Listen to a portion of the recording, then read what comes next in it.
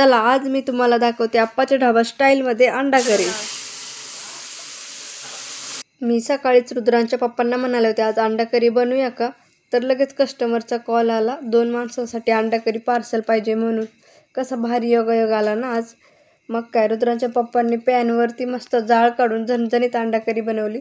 अंडा करून बघूनच असं तोंडाला पाणी सुटलं होतं। अंडा करी बनवून झाल्यावर शेतातून मी मुळे आणले कारण खूप मोठाले झालेले आहेत। मग म्हटलं त्याची भाजी करावी म्हणून हे सोलून घेतले आणि किसून घेऊन त्याची भाजी केली। मी आतमध्ये स्वयंपाक करत असताना रुद्रांश बाहेर असा ट्रॅक्टर घेऊन खेळत होता। बराच वेळ खेळला आणि आतमध्ये आला आणि मला परत पसारा वाढवून ठेवला। बघा कसं सगळीकडे पीठ करून ठेवले। कधी कधी मस्त खेळतो आणि कधी कधी अशी कामं वाढून ठेवतो, पसारा करतो। काय करणार, लहान आहे ना, त्याला आता मारू पण शकत नाही आणि त्याचं बालपण पण परत येणार नाही। किती राग आला तरी कंट्रोल करावा लागतो। त्यानंतर दुपारी सगळ्यांना जेवण दिले आणि हे पार्सलसाठी कस्टमर पण होते, त्यांना 2 पार्सल दिले। तर कसा वाटला नेहा शिवेकरचा आजचा व्लॉग तुम्हाला कमेंट करून सांगा।